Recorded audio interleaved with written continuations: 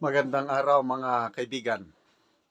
Ito, pag-usapan natin yung pagsiwalat ni Senator Ivy tungkol sa kanyang ah, health condition.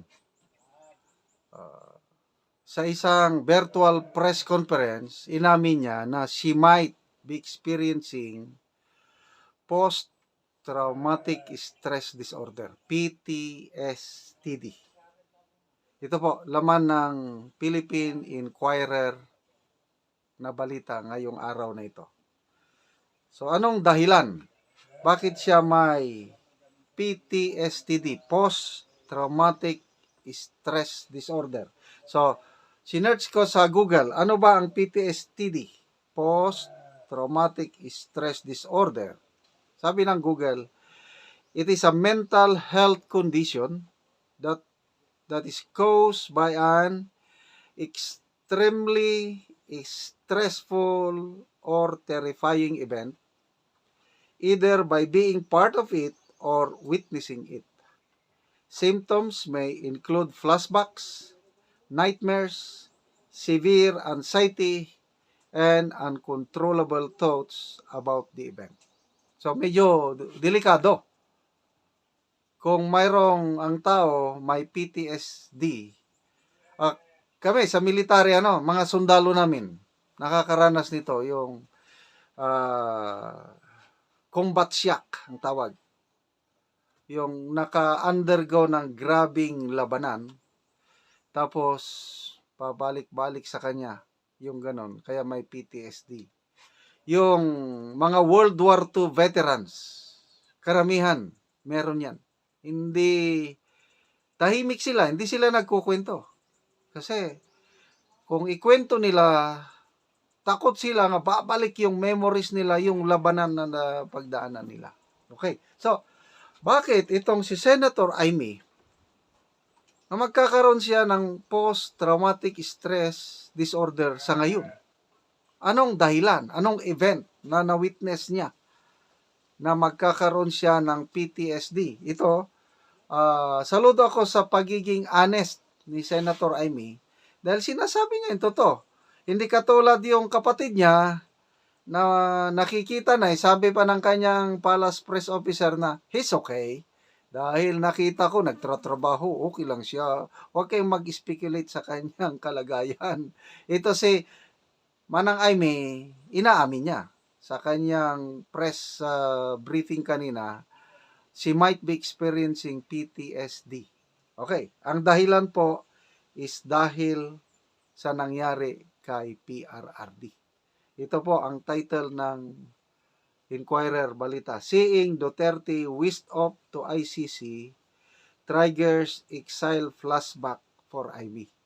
So medyo naawa rin ako sa kanya dahil itong nakita niyang nangyari kay PRRD nung isakay na sa eroplano, tapos yung kalagayan niya habang nagbibiyahe hanggang nakabuton, na-experience nila mismo yung nangyari sa tatay niya noon. Kaya I understand her na hindi niya maiwasan maka-experience ng PTSD. Okay? Ito, sabi niya, well, it's like I'm getting PTSD from everything that happened to President Duterte. The impeachment kay BP Sara, the series of setbacks from flawed budget proposals, post-traumatic stress disorder. I felt traumatized by everything that happened. So, nakakaawa rin kung minsan dahil naiipit siya sa dalawang bato eh. But it's good, nag-decide na siya. Ngayon, hindi mo na masabi na namamangkas siya sa dalawang bato. Klaro, tumalikod na siya sa admin, tumalikod na siya sa kanyang kapatid. At klaro, magkakampi na sila ni BP Sara. To me, that's good enough. Although marami pa rin ang galit kay Senator Amy dahil lang sa Marcos siya, well, karapatan nyo yan. Kung galit kayo, okay lang. Kung ayaw nyong iboto, okay lang. Basta ako, dahil in-endorse siya ni BP Sara, iboboto ko. At I believe na yung pag-endorso ni BP Sara kay Senator Amy, may basbas si PRRD. Yun ang aking opinion. Okay. So, ano pa?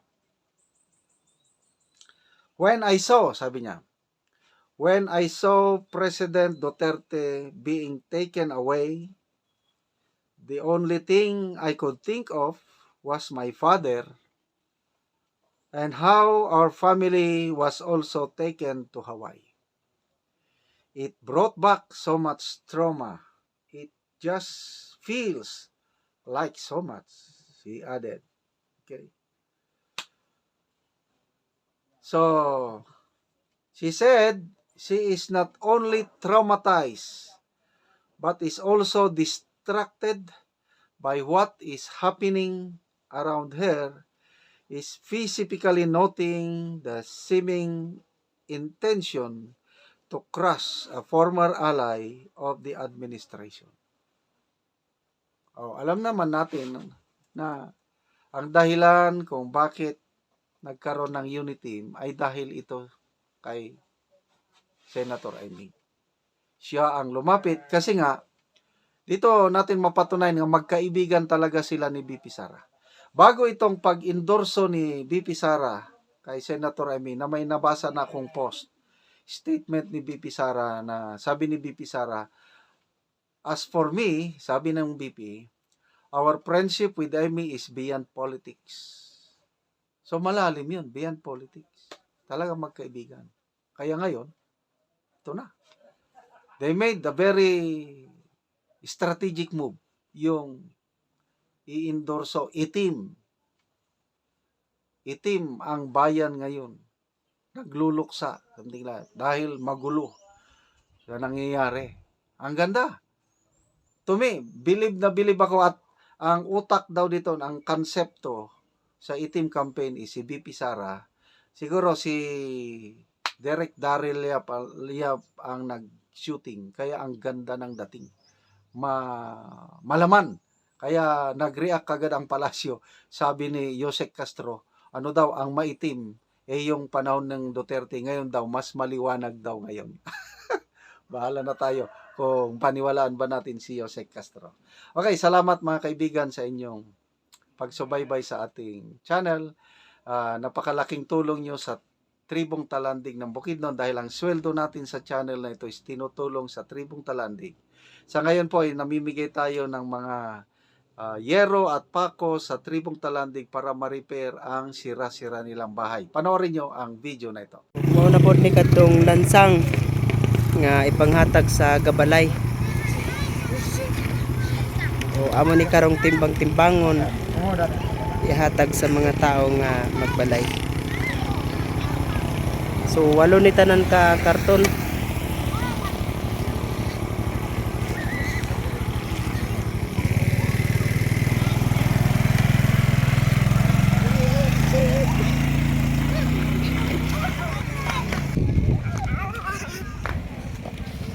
So daghan na gid kaayo nga pags.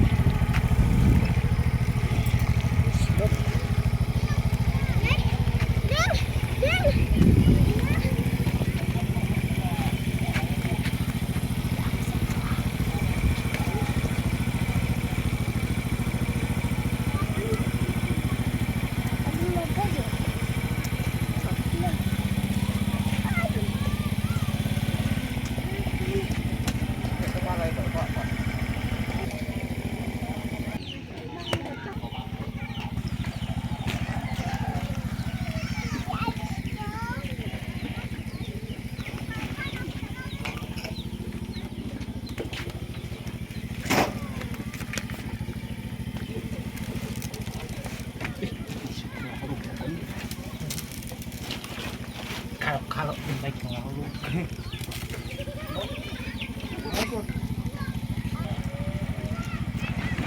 So divide dayon ni sa magbalay muning timbangon para ang tanan nga magbalay matagaan aning lansang apel sa yero.